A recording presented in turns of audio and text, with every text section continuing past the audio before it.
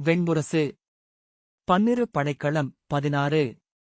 மேற்கு எல்லையிலிருந்து காவல் நிலையிலிருந்து தேர்களைப் பெற்றுக்கொண்டு குறுங்காடு வழியாக தப்பி கங்கைக்கு மறுபக்கமிருந்த கிருஷ்ணபாகம் என்னும் சிறுநகரை சென்றடைந்தனர் பிருஹத்ரதனும் அரசியரும் மைந்தரும். செல்லும் வழியெல்லாம் கிருதி வசைபாடிக்கொண்டே வந்தான். நான் அப்போதே சொன்னேன், தொடக்கத்திலேயே அக்கீழ்மகனை எளிதில் வென்றிருக்கலாம். எதையும் ஒரு கொள்கை என்றாக்காமல் உங்களால் செயல்பட முடியாது. வாளால் வெட்டப்பட வேண்டியவனை சொல்லால் வருடிக் கொண்டிருந்தீர்கள். வாசிப்பது சந்தீப். பத்மர் எந்த மறுமொழியும் சொல்லவில்லை. தொலைவிலிருந்து நோக்கியபோது ராஜகிருஹம் மழை பெய்யும் குளம் போல கொந்தளித்துக் கொண்டிருப்பது தெரிந்தது. பல இடங்களில் புகை எழுந்து வானில் கலைந்தது. அவன் நகரை எரிக்கிறான் என்றார் பிருஹத்ரதன். இல்லை அரசே, அவன் மக்களின் எழுச்சிக்கு இடமளிக்கிறான். நகரிலும் அரண்மனையிலும் ஒரு சிறுபகுதியை எரிக்காமல் அவர்களால் அமைய முடியாது என்றார் பத்மர். அது அவர்களின் இறந்த காலம். பிருஹத்ரதன் பெருமூச்சு விட்டு, இதைப்போல இதற்கு முன்பு நடந்ததே இல்லை என்றார். 3 முறை நடந்துள்ளது. 200 ஆண்டுகளுக்கொரு முறை இவ்வண்ணம் நிகழ்கிறது என்றார் பத்மர். கணக்குகளை சொல்லும். இந்த இழிமகனை வெல்லும் வழிகேட்டால் மட்டும் பொறுத்திருக்கும்படி சொன்னீர்கள் என்று ஜெயசேனன் அவர் முகத்தின் நேராக கை நீட்டி சொன்னான். அவர்கள் கிருஷ்ணபாகத்தை அடைந்து அரண்மனைக்குள் சென்றபோது களைத்துச் சோர்ந்திருந்த பிருஹத்ரதன், அமைச்சரே, எந்தை முன்பு ஒரு ஜரகுலத்து சிறுவனை நெடுகப் போழ்ந்தார் என்று சொல்கிறார்களே, உண்மையா என்றார். பத்மர் தலையசைத்தார். அப்பழியே இன்று இந்த காட்டாளனாக எழுந்து வந்து நம்முன் நிற்கிறது என்கிறார்கள். அதை உண்மை என்றே கொள்கிறேன் என்றார். பத்மர் தலைகுனிந்து உடன் நடந்தார். அன்று முழுக்க பறவைச் செய்திகள் வந்து கொண்டே இருந்தன. ராஜகிருஹ நகரத்தில் ஒரு பகுதி கொந்தளிக்கும் மக்களால் எரிக்கப்பட்டது. பெரும்பாலானவை வணிகர் இல்லங்களும் பண்ட நிலைகளும் தான். அரண்மனையில் ஊழியர் குடியிருப்புகள் எரிந்தன. அரசவையை அவர்கள் உடைத்துச் சூறையாடினர். ஆனால் கருவூலம் வீரர்களால் காக்கப்பட்டது. விந்தை, வணிகர்கள் அவர்களுக்கு துணை நின்றனர் அல்லவா என்றார் பிருஹத்ரதன். அரசே, எளியவர்களின் முதல் சினம் எப்போதும் வணிகர்களிடம்தான். அவர்கள் வணிகர்களிடம்தான் நாளும் போரில் இருக்கிறார்கள். பிருஹத்ரதன், அதை வணிகர்களும் அறிந்திருக்கிறார்கள். ஆகவேதான் அவர்களுக்கு உணவளிக்கிறார்கள் என்றார். ஆம், உணவளிக்கும் வணிகர்கள்தான் மக்களின் சினத்தை மட்டுப்படுத்துகிறார்கள் என்றார் பத்மர். கருவூலத்தை அவர்கள் ஏன் சூறையாடவில்லை என்றார் பிருஹத்ரதன். அவர்களுக்கு அது கோயில் கருவறை. சினமிருந்தாலும் அச்சமும் எஞ்சியிருக்கும். ஜராசந்தன் நேற்றே கருவூலத்திற்கு காவலிட்டிருப்பான் என்றார் பத்மர். நம் உண்மையான கருவூலம் அங்கே அரச மாளிகைக்கு அடியில் ஒளிந்திருக்கிறது. அதை அவனால் அடைய முடியாது. அரசரோ அரசியரோ அன்றி பிறருக்கு அவ்வழி தெரியாது என்றார் பத்மர். பிருஹத்ரதன் பெருமூச்சுடன், அனைத்தும் கைவிட்டுச் சென்று விட்டன என்னும் உணர்வை நான் அடைந்து விட்டேன் அமைச்சரே. இனி போரிட என்னால் இயலாது என்றார். அரசே, க்ஷத்திரியர்களின் வழி அதுவல்ல என்றார் பத்மர். ஆனால் என் இம்மைந்தர் இன்னமும் கடையர்.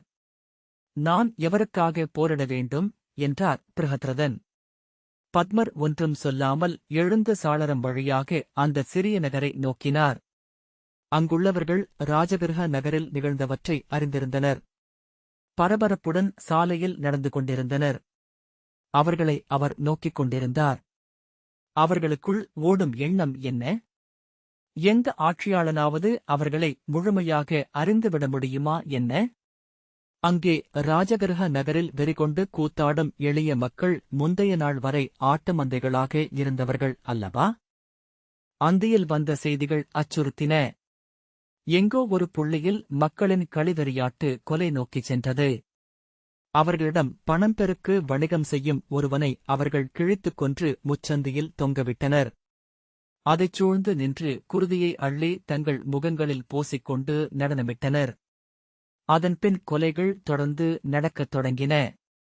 வணிகர்கள், நாள் காவல் வீரர்கள், ஆலயப் பொறுப்பாளர்கள் என அவர்களால் வெறுக்கப்பட்டவர்கள் தேடித் தேடி கொல்லப்பட்டனர். பின்னர் கொலைக்காகவே கொலை என்றாயிற்று. ராஜகிரக நகர் தெருக்களில் சேரென குருதி மிதிப்படுகிறது. அத்தனை மக்களும் குருதியிலாடி இரத்த பீசர்கள் போல தெரிகிறார்கள் என்று ஒற்றனின் ஓலை சொன்னது. இரவு கொழுக்கும் தோறும் கொலை வெறியாட்டு விரைவு கொண்டது. இப்போது படைவீரர்களும் கொலைக்கலங்களுடன் இறங்கிவிட்டனர். தங்கள் தலைவர்களை கொல்கிறார்கள். க்ஷத்திரிய படைத்தலைவர்கள் எவரும் இப்போது எஞ்சவில்லை என்றது மந்தனச் செய்தி. நள்ளிரவுக்குப் பின் இங்கே நிகழ்வது பொருளற்ற கொலை. ஒரு கொலையாவது செய்துவிட வேண்டும் என்னும் எளிய மானுடனின் விழைவின் வெளிப்பாடு மட்டுமே. நகர் முழுக்க சிதைந்த உடல்களும் குருதியும் மிதிப்படுகின்றன. இருளில் குருதி வாழையும் அலறல்களும் வெறியாட்டுகளும் கேட்டுக் கொண்டிருக்கின்றன என்றது ஓலை.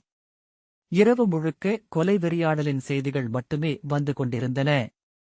விடியலில் விடிந்தது. வானைவிட சிவந்துள்ளது நகரம் என்று செய்தி வந்தது. அங்கே உள்ள படைகள் என்னதான் செய்கிறார்கள் என்று பத்மர் செய்தி அனுப்பினார்.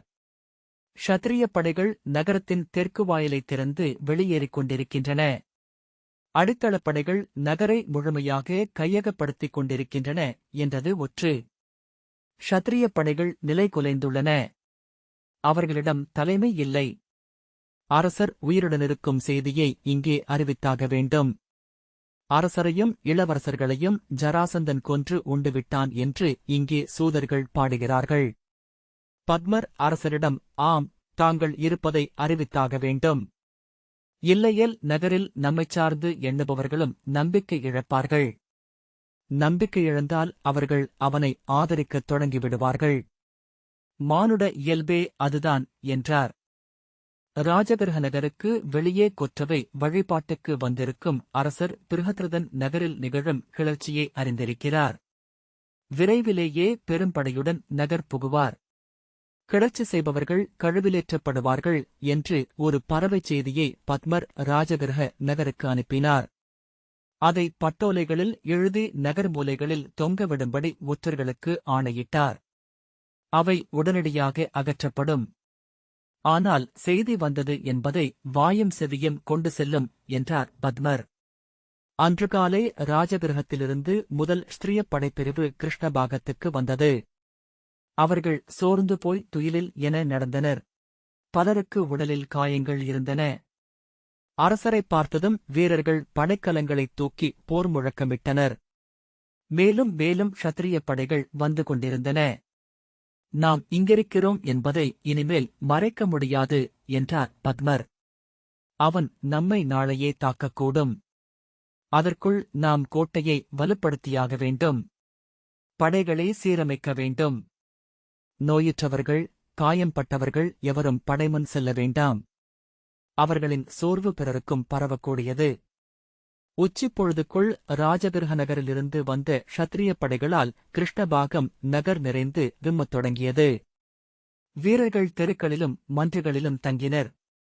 அவன் இப்போது நகரை விட்டு வர முடியாது. இன்றைக்குள் நகரத்தை அவன் கட்டுக்குள் கொண்டு வராவிட்டால் மக்கள் அவனை எதிர்க்கத் தொடங்கிவிடுவார்கள் என்றார் பத்மர். வன்முறையாடும் மக்கள் சிறுபகுதியினரே.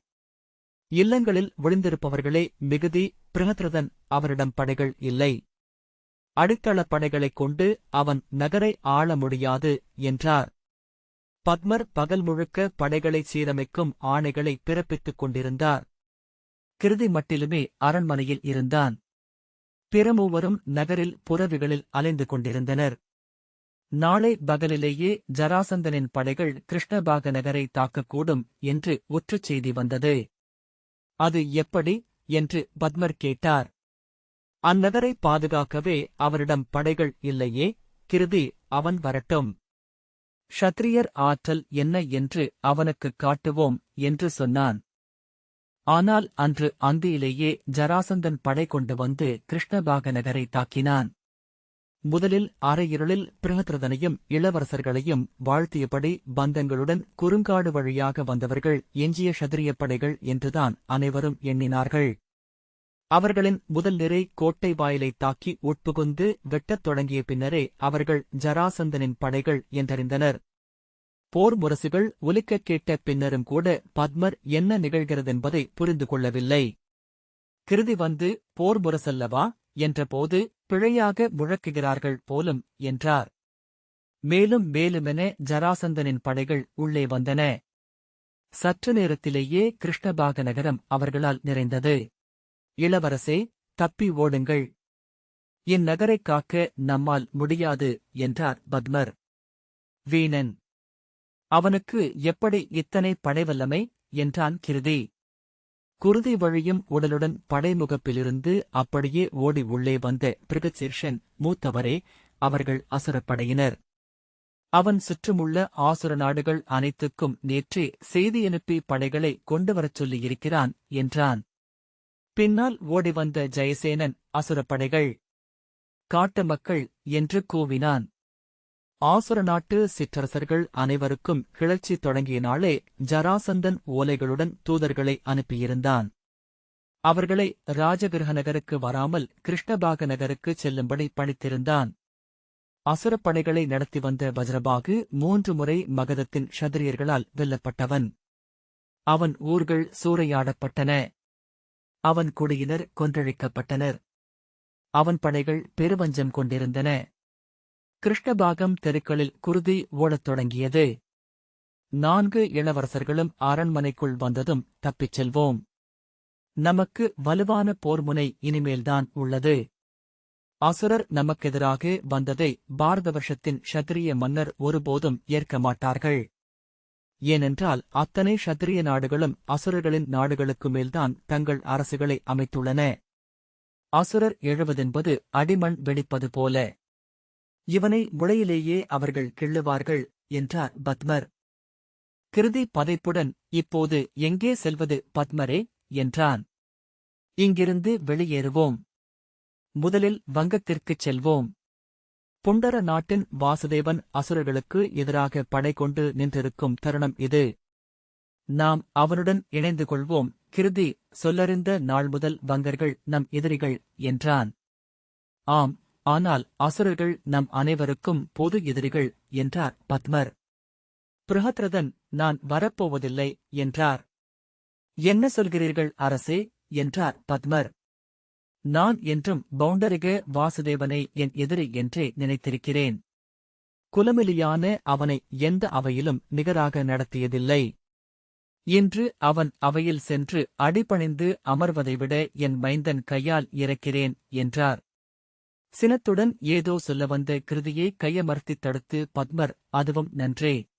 அரசே, தாங்கள் ஜராசந்தனிடம் அடைக்கலமாகுங்கள். என்ன செய்தாலும் அவனை அரசன் என்றோ மைந்தன் என்றோ ஏற்க வேண்டாம் என்றார்.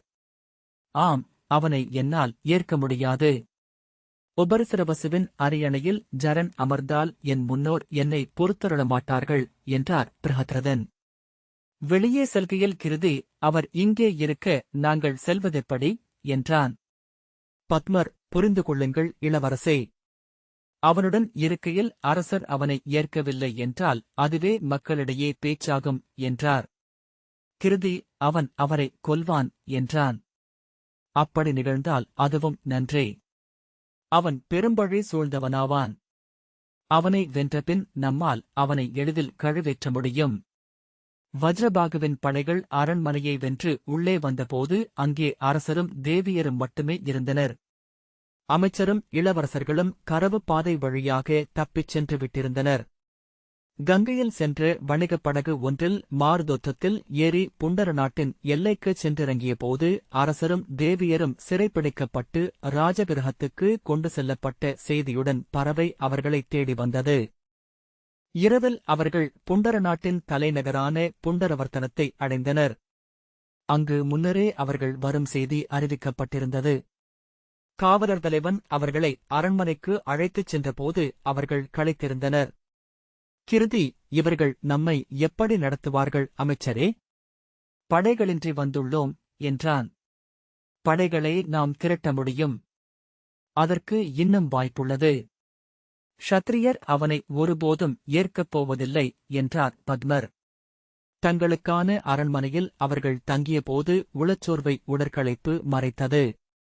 வெயிலெழுவது வரை ஓய்வெடுத்து எழுந்து அணிகொண்டு பவுண்டரிக வாசுதேவனின் அவைக்குச் சென்றனர். அவர்களை அழைத்துச் செல்ல இளைய அமைச்சன் ஒருவன் வந்திருந்தான். இவன் அமைச்சனா, வெறும் கணக்கனா? நாம் புண்டர நாட்டினும் மும்மடங்கு பெரிய மகதத்தின் அரசகுலம். நம்மை அழைத்துச் செல்ல மூத்த அமைச்சர் ஒருவரை அனுப்புவதல்லவா முறை என்றான் கிருதி. நாம் இங்கே அவர்களின் உதவி கொள்ள வந்தவர்கள். அரச முறையாக வரவில்லை என்றார் பத்மர். அதை நாம் உணர வேண்டுமென விரும்புகிறான் வாசுதேவன். பிருகத்சீர்ஷன், மகதத்தை நாம் வென்றால் படை கொண்டு வரப்போவது புண்டரத்தின் மேல்தான். இந்த இழிசினன் அணிந்துள்ள மணிமுடியை நம் கால்களால் பந்தாடி விளையாட வேண்டும் என்றான். பத்மர் புன்னகை செய்தார். அவர்களை இருநாழிகை நேரம் அவைக்கு வெளியே நிற்கச் செய்தனர் ஏவலர். அரசர் அமைச்சு சூழ்கிறார். காத்திருக்கும்படி கோரினார் என்றார் அவையமைச்சர். என்ன இது அமைச்சரே? அரசதூதர்களைக் கூட இப்படி நிற்கச் செய்யும் வழக்கமில்லை என்றான் ஜெயசேனன். நாம் பொறுத்துதான் ஆக வேண்டும். நமக்கு வேறு வழியே இல்லை என்றார் பத்மர். அவர்கள் உள்ளே அழைக்கப்பட்டபோது பத்மர் மெல்ல, இப்போது நமக்கு மாற்று ஏதுமில்லை. அவனுக்கு அவை புகும் குடிகள் அரசனுக்கு அளிக்கும் வணக்கத்தை அளிப்போம் என்றார். என்ன சொல்கிறீர்கள்? நம் மூத்தவர் மகதத்தின் பட்டத்து இளவரசர் என்றான் பிருகத்சிர்ஷன் பல்லை கடித்தபடி. ஆம், ஆனால் இப்போது நம் அரசருக்கே மணிமுடி இல்லை என்றார் பத்மர். கிருதி எம் என்று உரும அவன் விழிகளை நோக்கி, ஆம், அதுவே நடைமுறை உண்மை. அதனுடன் பொருந்துவோம். நாம் இன்று இவ்வரசனை வென்றெடுத்தாக வேண்டும். இவன் உதவியில்லாமல் நம்மால் ஒன்றும் செய்ய முடியாது என்றார் பத்மர். இவன் பிரக்ஜோதிஷத்தின் பகதத்தனை அஞ்சுகிறான். அவன் நரகாசுரனின் குருதி வழிவந்தவன். அசுரர்களைப் பற்றிய இவன் அச்சத்தை நாம் பயன்படுத்திக் கொள்ள முடியும். நாம் இவனுக்கிழைத்த சிறுமைகளுக்கு ஈடு செய்ய விழைவான். அதை அவனுக்கு அளிப்போம். இது நம் களம் அல்ல, அவனுடைய களம், அவனுடைய நீக்கம் என்றார். கிருதி பெருமூச்சுடன் ஆம் என்றான். அவர்கள் அவை நுழைந்து பௌண்டரிக வாசுதேவனுக்கு முழுத்தலை வணக்கம் அளித்தனர். பெரும்புகள் கொண்ட புண்டர நாட்டின் அரியணை வீற்றிருக்கும் பாலியின் கொடி வழிவந்த பேரரசர் வாசுதேவரை வணங்குகிறேன். இவர் மகதத்தின் பட்டத்து இளவரசர் கிருதி. இவர்கள் இளையோர் பிருகத்சிர்ஷரும் பிருகத்புஜரும் ஜெயசேனரும். இவர்கள் தங்கள் அடிபணிகிறார்கள் என்றார் பத்மர். இளவரசர்கள் தலைவணங்கி முகமன் சொன்னபோது பௌண்டரிக வாசுதேவன் உதடுகளில் பெருஞ்சிரிப்பு பரவியது. கரிய தோள்களும் நீண்ட கைகளும் கொண்டிருந்த வாசுதேவன் தலையில் மயிர்பீலி சூடியிருந்தான். யாதவ வாசுதேவனுக்கு மாற்றாக தன் பெயரும் பேசப்பட வேண்டும் என்று விழைவு கொண்டிருந்தான். தன்னை பௌண்டரிக வாசுதேவன் என சூதர்கள் பாடுவதை விரும்பினான். அதைக் குறித்த பல பகடைகளை பத்மர் கேட்டிருந்தார். தங்கள் கரிய பெருந்தோள்களே பாரத வருஷத்தின் மிகப்பெரிய படைக்கலங்கள் என்று அறிந்திருக்கிறேன். இப்போது கண்டேன். வாசுதேவர் என்றால் அது தாங்களே என்றுணர்ந்தேன் என்றார். தொடையிலறைந்து உரக்க நகைத்த பௌண்டரிக வாசுதேவன், நன்று. நீங்கள் என் அவைக்கு வந்ததும் நல்லூழே. உங்களுக்கு ஆவன செய்ய நான் உளங்கொண்டிருக்கிறேன். இந்த அவையும் உங்களிடம் கருணை கொண்டிருக்கிறது. அமர்க என்றான். நான் செய்யக்கூடுவது யாது என்றான். மகதத்தின் மணிமுடிக்குரியவர் இவர். இவரது முடியை அசுரர் முறையிலாது கைப்பற்றியிருக்கிறார்கள். க்ஷத்திரியர் அதற்கெதிராக அணிதிரள வேண்டும். படையும் துணையும் அளித்து அக்காட்டாளனை வெல்ல உதவ வேண்டும் என்றார் பத்மர். பத்மரே, இன்று காலை வந்த செய்தி இது. இன்று மாலை அங்கே ராஜகிரகத்தில் ஜராசந்தனை தன் முதல் மைந்தனாக அறிவித்து முறைப்படி மகதத்தின் முடியை சூட்டுகிறார் மகத அரசர் பிருஹத்ரதன். உடனமர்கிறார்கள் அவரது அரசியர். தனக்குப் பின் தன் மூதாதையர் மணிமுடியை எவர் சூட வேண்டும் என்பது அரசர்கள் எடுக்கும் முடிவு. அதில் பிற நாட்டவர் தலையிடுவதில்லை என்றான் பௌண்டரிக வாசுதேவன். ஓராண்டு காலம் மகதம் கொலைப்பித்துக் கொண்ட மலைத்தெய்வங்களால்தான் ஆட்டிப் படைக்கப்பட்டது. பௌண்டரவர்த்தனத்திற்கு ஒவ்வொரு நாளும் ராஜகிரகத்தில் நிகழ்ந்த கொலையாட்டின் செய்திகள்தான் வந்து கொண்டிருந்தன. காலையில் அன்றைய தலை எண்ணிக்கையுடன் தான் பறவைச் செய்திகள் வந்தன.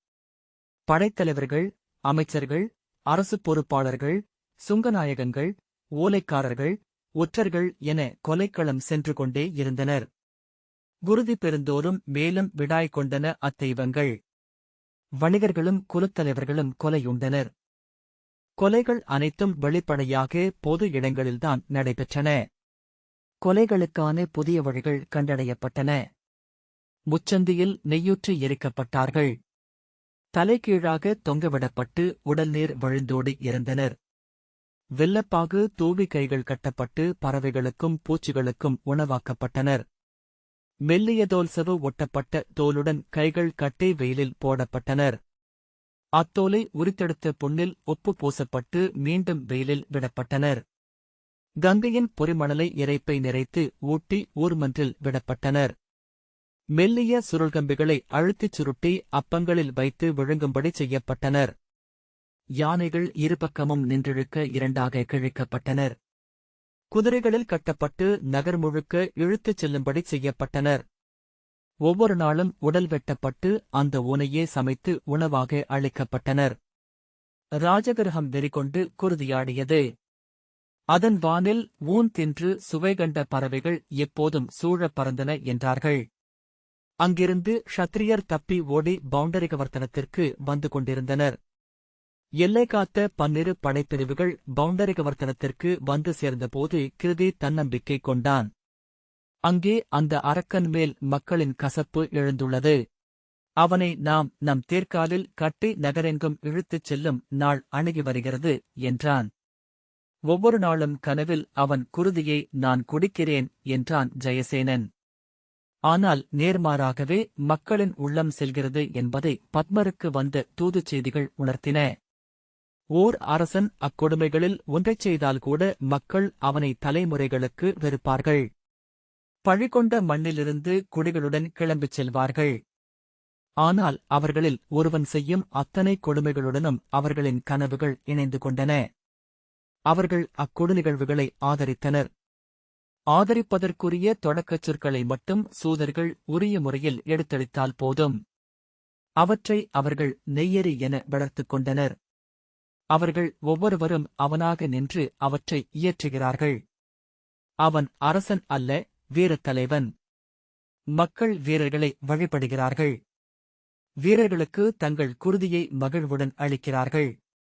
அவன் உண்ட குருதியின் பொருட்டே அவனை கொண்டாடி தெய்வமாக்குகிறார்கள் என்றார் பத்மர். கார்த்தவீரியன் குடித்த குருதிக்கு இன்னமும் இவன் நிகர் செல்லவில்லை. கிருதி, இந்தக் கொள்கைகள் எவையும் எனக்கு புரியவில்லை. மக்கள் அவனை வெறுக்கிறார்கள் என்றே நான் எண்ணுகிறேன் என்றான். வெறுப்பார்கள். அதற்கு அவன் வெல்லப்பட வேண்டும். அவன் தோற்ற மறுகணமே அவர்கள் அவன் கொடுமைகளைக் காணத் தொடங்குவார்கள். அவனை இழித்தும் பழித்தும் உரைப்பார்கள். அவன் வெல்லற்கரியவன் என்பதனால்தான் கொண்டாடுகிறார்கள். தோற்றுவிட்டான் என்றால் அவன் எளியவன் ஆகிவிடுகிறான். வெல்லற்கரிய தேவனுக்கு கொடுமைகளை ஆற்றும் உரிமையுண்டு என எண்ணுகிறார்கள். அவன் தங்களைப் போன்றவனே என்றால் தங்களைக் கட்டுப்படுத்தும் நெறிகளும் நம்பிக்கைகளும் அவனுக்கும் இருக்க வேண்டும் என்று எண்ணுவார்கள். எரிச்சலுடன் தலையை அசைத்து கிருதி எழுந்து சென்றான். அவன் குருதியை என் கைகளில் அள்ளி முகத்தில் பூச வேண்டும். அதன் பின்னரே இச்சொற்களை புரிந்து கொள்ளும் தெளிவெனக்கு அமையும் என்றான். அமைச்சர் சொல்வது உண்மை. அவர் மக்களுடன் சேர்ந்து களியாடுகிறார். ஒவ்வொரு நாளும் ஒருவர் இல்லத்தில் உணவருந்துகிறார்.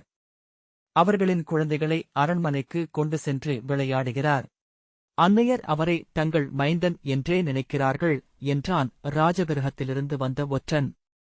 ஏழைகளின் விழிநீரை அறிந்தவர் என்று அவரை சொல்கிறார்கள் என்று ஒற்றன் சொன்னான். ஒருமுறை குழந்தை ஒன்று பாழ்கிணற்றில் விழுந்தது. வீரர் குதிப்பதற்கு முன்னரேதான் குதித்து அதை மீட்டார். அவரே மருத்துவரிடம் கொண்டு சென்றார்.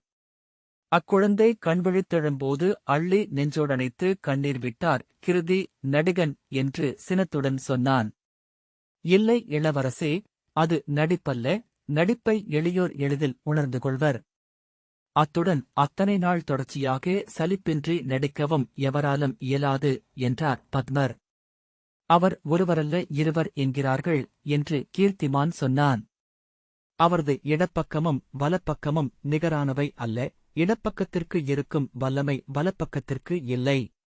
மக்களுக்கு வலப்பக்கத்தையும் கொடியோருக்கு இடப்பக்கத்தையும் காட்டுபவர் என்று அவரைப் பற்றி சூதர்கள் பாடுகிறார்கள். கிருதி சலிப்புடன் கதைகள். கதைகளுடன் போரிடுவதைப் போல கடினமானது பிறிதொன்றில்லை என்றான். மகதத்தின் க்ஷத்திரியர்கள் பவுண்டரிகவர்த்தனத்தில் ஒன்று கூடினர்.